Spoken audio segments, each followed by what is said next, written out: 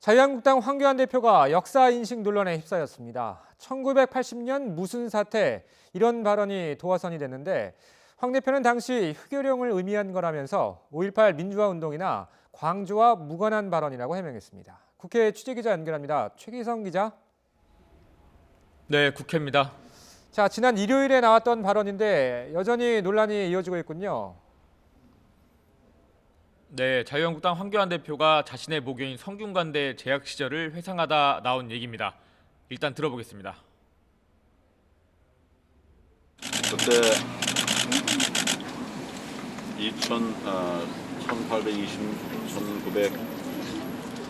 1980년 그때 무슨 사태가 있었죠? 1980년. 그래서 학교가 휴교되고 이랬던 일이 나오고. 민주당 윤관석 정책위 수석 부의장은 비뚤어진 역사인식을 드러냈다며 즉각 사과해야 한다고 말했습니다. 대한신당 박지원 의원도 황 대표의 근본적인 정신 상태가 의심스럽다고 비판했습니다. 논란이 이어지자 황 대표는 휴교령으로 대학에 다닐 수 없게 됐던 상황을 언급했을 뿐이라고 반박했습니다. 틀린 얘기 계속하면 법적 대응도 하겠다는 거예요.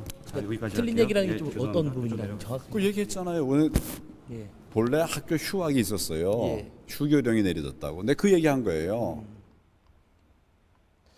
총선 시계도 빠르게 돌아가고 있는데 여야 모두 바쁘게 움직이고 있죠. 네, 자유한국당 소속으로 서울에 출마하겠다고 선언한 태영호 전 영국 주재 북한공사는 한국 사회가 통일을 향해 한 발짝 진전하는데 힘이 되고 싶다고 말했습니다. 대한민국의 그 누구보다 북한 체제와 정권에 대해 깊이 알고 있습니다. 현실적인 통일 정책, 국민 누구나 공감할 수 있는 진정한 통일 정책이 입안되고 실천될 수 있도록 하겠습니다. 민주당도 전국 법관대표회의 의장 출신인 최기상 전 판사와 핵융합기술과학자인 이경수 박사를 영입했습니다.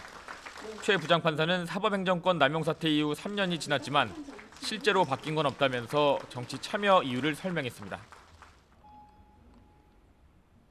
법원 내부의 의지와 국회의 힘, 그리고 국민의 성원이 온전히 함께해야 사법개혁은 가까스로 완수될 수 있습니다. 국민 중심 사법제도로 바뀌어야 합니다. 통합 추진 논의를 위해 오전에 첫 회의를 했던 바른미래당과 대한신당, 민주평화당은 조금 전 다시 만나 2차 회의를 진행하고 있습니다. 자, 이런 가운데 여야 원내대표들이 잠시 뒤에 만나는데 그러면 오늘 2월 임시국회 일정 확정되는 겁니까? 네, 더불어민주당 이인영 원내대표와 자유한국당 심재철 원내대표 오후 4시에 만납니다. 회동에서는 2월 임시국회 일정과 신종 코로나 바이러스 대응 특위 명칭 등을 확정할 거로 보이는데 아침부터 두 원내대표는 입씨름을 벌였습니다.